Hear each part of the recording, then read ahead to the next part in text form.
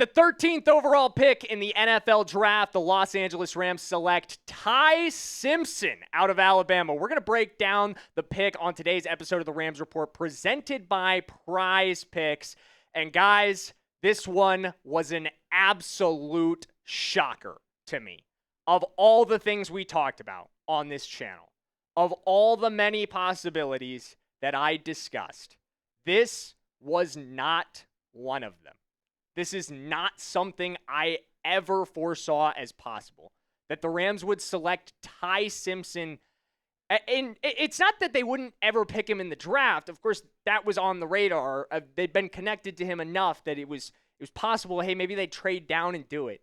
But the idea that this team would stick and pick Ty Simpson is a complete and total blindside to me, guys. An absolute, just unbelievable twist in this draft. And not only do you just stick and pick Ty Simpson, you do it with Makai Lemon still on the board. The guy we talked about over and over again as being that unbelievable third option for this offense.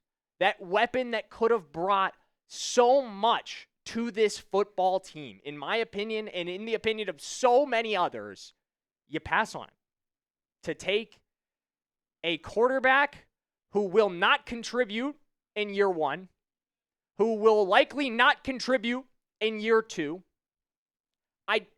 And to be honest with you guys, I believe in Sean McVay, and I believe in his ability to evaluate quarterbacks. So if he believes that Ty Simpson can be a successful quarterback, then I do too. But I just can't get there at 13.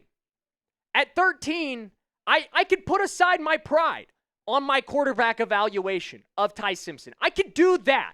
I could get there with that. Hey, if you think Ty Simpson is a great quarterback or potential to be a great quarterback, Sean McVay, you know way more than me. I could get there with that. But I just don't know why you do this at 13. And we're going to dive deeper on my frustration with that element of it in just a minute here, guys. But before we do, I've got to give a shout out to the sponsor of today's video, and that is Prize Picks. Today's show is sponsored by Prize Picks. They're America's #1 sports picks app. If you love daily fantasy sports or you just want to make watching sports even more exciting, you've got to try Prize Picks. It's a great time to get started on Prize Picks too, with playoff basketball in full swing and the baseball season underway as well. There's no better place to cash in on all that action than Prize Picks. You just pick 2 to 6 players and select more or less on their stat projections, including points, rebounds, assists, three-pointers, and others across all sports. If you're more of a baseball guy, you could choose from hits, home runs, and strikeouts. PrizePicks also has awesome social features that allow you to easily tail or fade your friends or your favorite creators, including me and my producer, JD. I'm Jackson Durham with no spaces. If you guys want to follow me over on PrizePicks, you can see all of my latest lineups, including this one for some of the playoff basketball action. We're going with the more on Donovan Mitchell. We're going with the more on Max Strus, and we went with the more on Karl Anthony Towns as well. So that lineup was one of the ones I've placed recently. You guys can join me on PrizePicks and start making your own lineups. And if you're a brand new user, download the PrizePicks app today and use code HMA when you play your first $5 lineup to receive $50 in lineups. That's code HMA when you play your first $5 lineup to get an extra $50 in lineups with Prize Picks. The clickable link to download the app is in the comments and the description. Thank you to Prize Picks for sponsoring today's video. As always, we appreciate their support. Let's get back into the discussion of Ty Simpson, though. Because again, like I said, guys, I am willing to put aside my pride. I am willing to say, hey, Sean McVay, Rams scouting department, you guys know a little bit more about this than me. If you like Ty, then I can like Ty. But I cannot like picking him at 13. Again, do you think the Ravens were going to do it at 14? No. Do you think the Bucks were going to do it at 15? No. Do you think the Jets might have done it at 16? Maybe, but I still think you could have afforded a trade down there. I think you could have moved down a couple of spots and still taken him if someone was calling. And I think there probably were callers because the Bucks took Reuben Bain and he was still on the board. So, hey, Have them trade up a couple spots. Let's go. If you want Ty Simpson at 15, so be it. But at least get something in the process of passing on Makai Lemon. At least get something for that.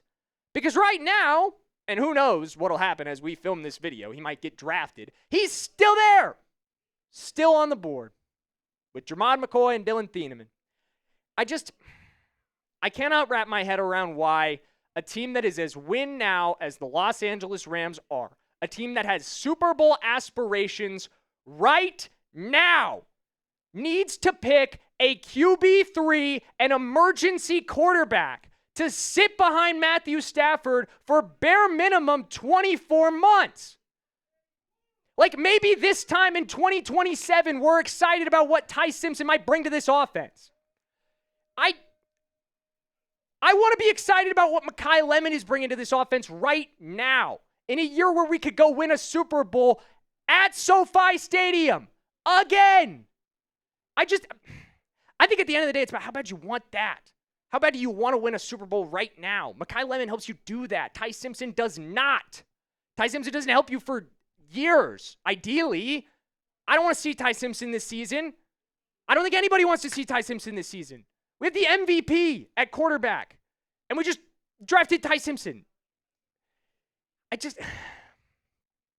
I know I'm mad. I am mad. I think Rams fans should be mad right now. You missed an opportunity here. I really do think you did. I think you missed an opportunity. Because at the end of the day, if I'm making the picks, I don't believe in Ty Simpson as a franchise quarterback at the NFL level. I don't believe in Ty Simpson as a first-round pick. Like I said, if McVay does, maybe I'm wrong about that. I'd love to be wrong about that. Guys, I would so love to be wrong about Ty Simpson right now. I would so love for this video of me yelling about Ty Simpson and being mad at the fact that we picked him to age like milk when I'm celebrating a Ty Simpson Super Bowl win in 5 years. I hope that that's the case, but it's really hard to envision that right now when we're trying to win one right now, right this year. This time next year, I want to be talking about how the Rams are reigning Super Bowl champions, world champions. And you had an opportunity to get someone at 13 that would have contributed to that right away. Be it Makai, be it Ruben Bain. You want a long-term replacement for somebody? What about Byron Young on the other end of your defense? He's probably gone after this season. You can't keep everybody. At the end of the day, you had so many ways to go with this pick that would have been wins. And instead, you do like the only thing that's a loss. Like the one thing that sucks. Even an offensive tackle would have been better than this. And you guys know how much I hate that. I didn't even think to have to hate this. I never even thought that this would have been an outcome worth considering, worth thinking about. You know how much I didn't think this was going to happen? I am going to have to shave my head because it did. I'm not even joking. As soon as this video is done, I have to go do that because I told a bunch of these jokers at this office before we did this that if it happened, I would shave my head because that is how confident I was that it was not going to happen. And props to those guys because they were right and I was wrong. And at the end of the day, I'm hot. Let's hear from you guys for a minute. I think we've heard from me a lot for right now. What's your one-word reaction to Ty Simpson? I want to know in the comments, how do you guys feel? Because I think you're probably right there with me. I think, right? Like, I feel like most Rams fans are in this mode of just like, what the hell? What are we doing right now? What is the thought process behind this other than long-term successor to Matthew Stafford? But let's get into that conversation too, because that's worth having, and I haven't even mentioned it yet. Why do you do this at the same time as you're talking to Matt about a contract extension? You want him to come back in 2027.